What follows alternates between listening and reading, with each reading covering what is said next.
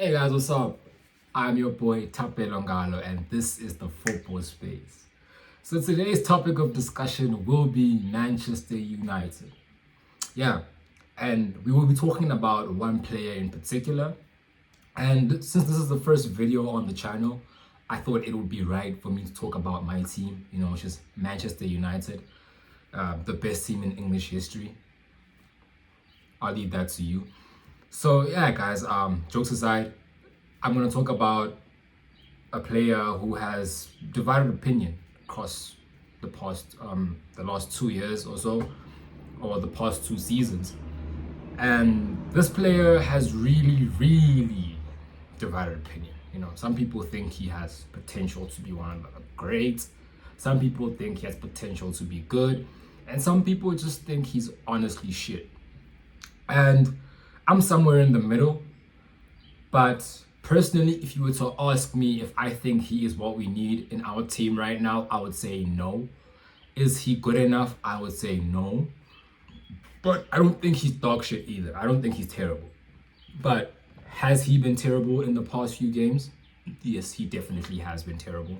He's been beyond terrible. Like, he's put in like 2 out of 10s, bro. And in football, if you put in a 2 out of 10 performance, you perform poorly, man. Like, you have performed insanely poorly. So yeah, let's talk about this man. This man is none other than our Danish striker, Rasmus Holjllund.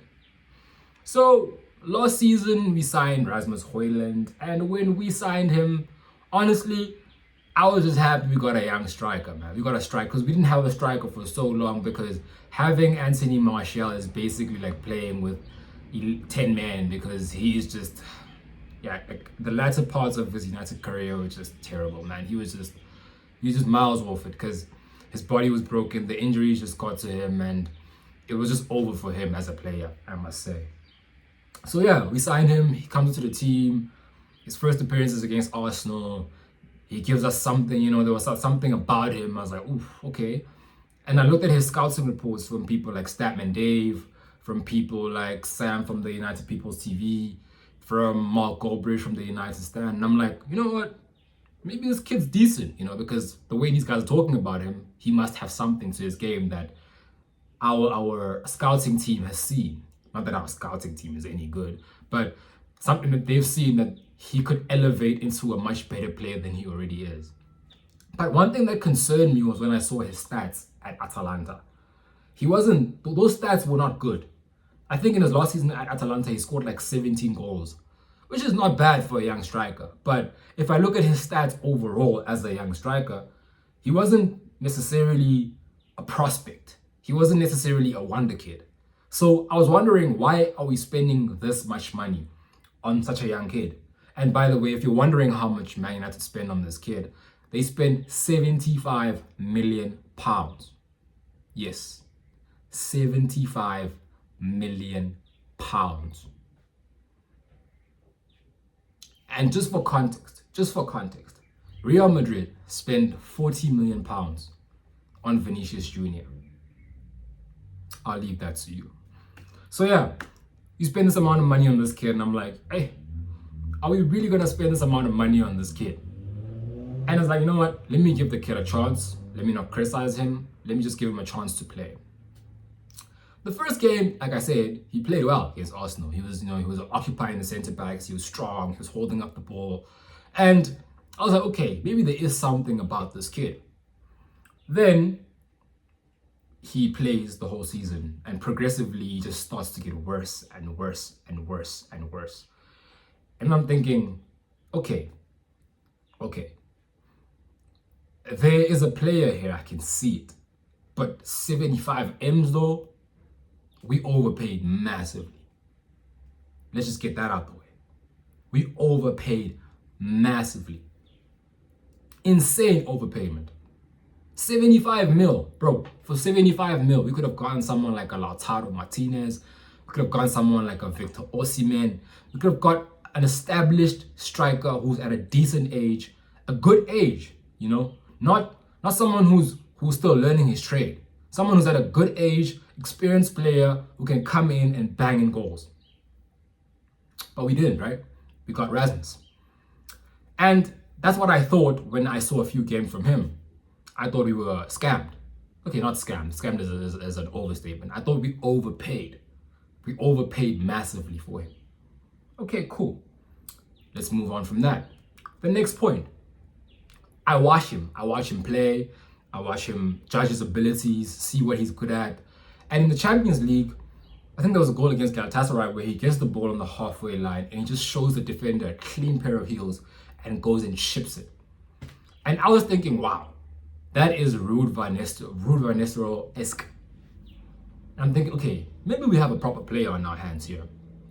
But you know what? What's the problem with Rasmus Holjllund? Those kinds of moments are few and far between in his game. Few and far between. If you were to ask me, what is Rasmus Hoijlund's best traits? I couldn't tell you. I couldn't tell you. Because people will say, oh, he's a very good finisher. Is he though? Is he though? Because I've seen some chances where I'm like, my guy, you should be scoring that. As a striker, you should be burying those chances. And people will say, oh no, he doesn't get service.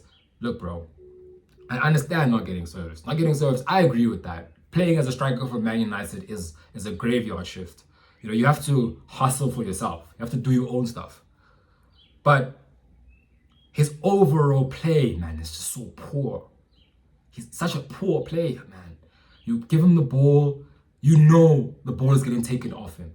And then even when Onana has the ball and teams are pressing us, teams press us because they know we have a striker who can't hold up the ball. So they know that if they press us and we play the ball into him, the centre backs are going to win the ball back. And they're going to bully him. And but by bully him, I mean they bully him. They little boy him. And this is unacceptable for one reason. For one main reason. Rasmus Holjlund is 6'3". Bro, 6'3" is tall. Like, that is a big dude. He's 6'3", he weighs more than 90 kilos. What is he doing, bro? Like, he has no business being bullied by centre backs at that size. And it's not like he's a tall striker who is like scrawny and skinny. He's a big dude. He's a big kid. He should be winning those balls in the air. And his, oh my God, his aerial ability. I prefer not to speak. I prefer not to speak. If you were to display the stats on his aerial duels and what percentage of those duels he wins, I'm telling you right now, it's under 40%. Guaranteed. Because I watch him, right? I see what he does on the field. And Rasmus Holjlund, man, it's just his overall game is just not good enough. It's not. And Atalanta scammed us. They did. You know, they got the most out of the deal. They took the money and they were like, hey, they paid 75 million for an unproven guy. Not even a talent. I don't think he's even a talent. I just think he's an unproven guy. They paid all this money for this unproven guy, and we're gonna take the money and run. I'm gonna sign better players. And they with that money, lo and behold, they took that money. They went and they signed Lookman, signed other guys, and they won the Europa League. So we basically funded them winning the Europa League. Whether you like that or not, that's what happened. So yeah, guys, my biggest problem with Rasmus Holjlund is his overall play. Look, guys, as a striker, you need service, right? And for that, I'll play devil's advocate and I will defend him on that. I'll say, you know what, our midfielders and our wingers don't give our striker enough service because they're too busy shooting themselves or they're too busy just doing other things. And that's a topic on its own that can be discussed in a different video. But what does he do when he has the ball at his feet? Rasmus Holjlund cannot dribble. Rasmus Holjlund cannot turn under pressure. Rasmus Holjlund cannot receive the ball in situations and then hold it up, let his players, his midfielders come into play and lay it off to them. Because every time, like I said, every time the keeper plays the ball into him, whether it's in the air or it's on the ground, he loses the duel. 6'3", more than 90 kilos, loses physical duels. Rasmus Holjlund plays most of the game on the ground. He's on the ground most of the time. So what is his use in the team? And this is not me criticizing a young kid. This is me criticizing a football player. As a football player, I'm criticizing him. And I have nothing personal against Rasmus. Honestly, I have nothing personal against him. I think he's a good kid. I think he works hard. But bro, at some point, we need to talk about the fact that we need to judge footballers on their footballing ability. He works hard, yes. He fights, yes. But what is he doing as a footballer? What footballing output does he give the team? And I feel like as fans of the team, we need to have this discussion because there are fans who defend him religiously. And I don't understand that. You see what he's doing on the field. Bro, the performance against Fulham, that was the worst performance I've seen from a striker ever since I've watched Man United. I'm convinced we have the worst striker in the Premier League. I'm convinced by that. I am, and no one can change my mind. Joshua Zirkzee is not even a striker, but he can play that position better than Rasmus Holjllund. Way better. His holder play is better. His link-up play is better. And he's a better footballer with the ball at his feet. Look, man, I'm not the biggest fan of Joshua Zirkzee. I think Joshua Zirkzee has his own problems. But the only reason that Holjlund plays over Joshua Zirkzee is because Holjlund is faster. That's the only reason. But if we were to judge them purely of footballing ability, Zirkzee is miles ahead. Zirkzee has more potential to be a world-class player than Holjlund does. Way more potential. And guys, people will say, no, he's young, he's 20. Guys, or he's 21 now. Guys. Rasmus Holjlund is not a kid. 20 years old is not a kid in football terms. And age doesn't matter. And you know why age doesn't matter? Because of people like Lamine Yamal. Because there are people his age doing bits for their teams. And guys, am I saying that Rasmus Holjlund can't have a career as a footballer? No, I'm not saying that. He could possibly go and have a career at a smaller team somewhere else and build his career up and become a better player than he is now. But do I see Rasmus Holjlund becoming a top-class striker? A striker where everyone goes, wow, he's a marksman. You give him the ball, he's an absolute killer. No ways. No ways. His movement is not good enough. His holder play is not good enough. His link-up play is not good enough. Just his general play as a footballer and as a striker, furthermost, is not good enough. It's just not good enough, guys. He is not good enough.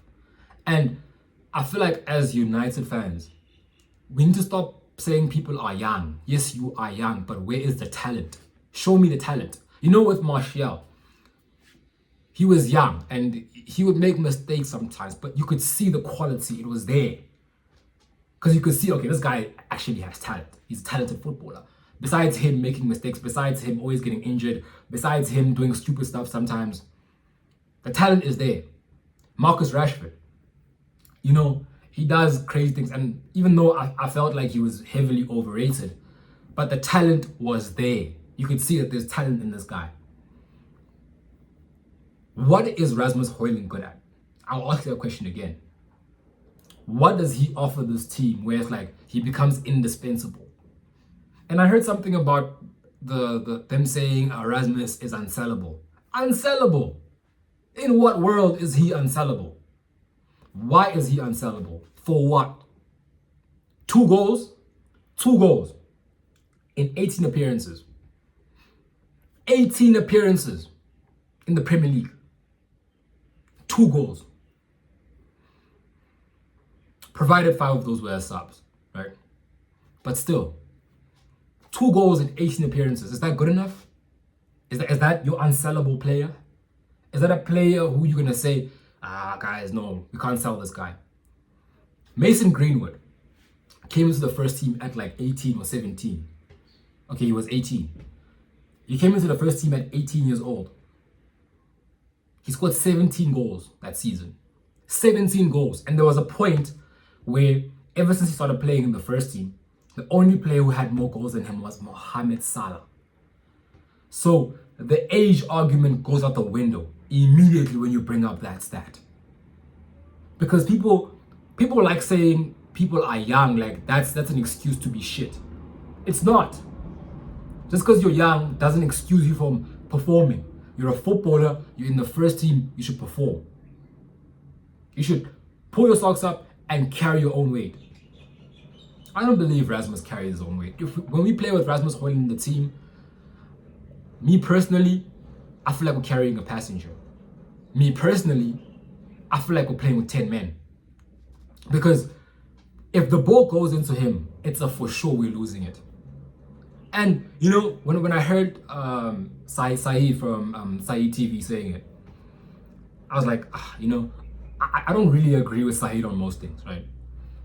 Because I feel like he's just so he's a sensationalist guy. He says like the most crazy stuff to get clicks, and that's just my opinion. I have no personal vendetta against him, or I have nothing personal against him because I don't know him.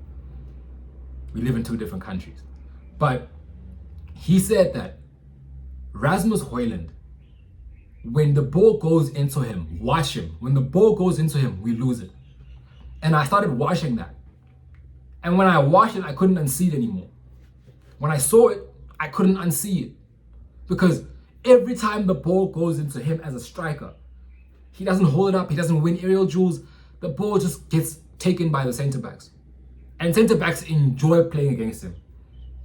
I'm telling you right now, there's no centre back in the Premier League that fears Rasmus Holjllund. They don't fear him. They don't. They know he's just gonna run into empty alleys. He's just gonna have the wrong movement. His IQ is just not there, man. And that's another thing as a striker. People say he doesn't get service, but is he there to receive the service? Is he there to be there when the chance presents itself? Does he have the right instinct as a striker? Does he make the correct movements? Is his IQ on the level whereby his players can find him? It's not. It just isn't. Because I can tell you, there's been so many scenarios where I've seen Rashford or Garnacho or Ahmad or Bruno with the ball in the wide areas, and then this guy is just running towards the post, not changing his movement, not making diagonal runs, not making smart runs just to create space for himself, not creating angles for himself to receive the ball.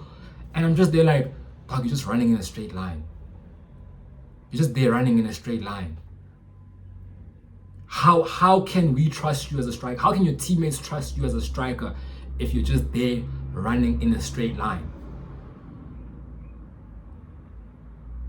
So guys, yeah, that's my take on Rasmus Holjllund. I think he has now until the end of the season to show me something different. And if he doesn't, sell that boy, go get Gyökeres. Sell that boy, go get Osimhen. Get someone who is a killer, who we know is going to guarantee us, at the very least, 15 goals in the league. Because we need a striker, guys. Like, we are so short on goals, it's crazy. We need a striker who can create for himself as well. Someone who can get the ball on the halfway line, dribble past people and do something with the ball. We can't just keep saying, oh no, he doesn't get service. No, guys. No. And it's not like when he does get the service, he's a killer. He's not. Like I said, I've seen him miss easy chances where he should be scoring as a striker. So yeah, guys, like, share, and subscribe. Put your thoughts in the comment section. Tell me what you think. Am I being ridiculous? Am I being sensationalist? Or am I just spitting facts? Because I think I'm spitting facts. See you in the next video.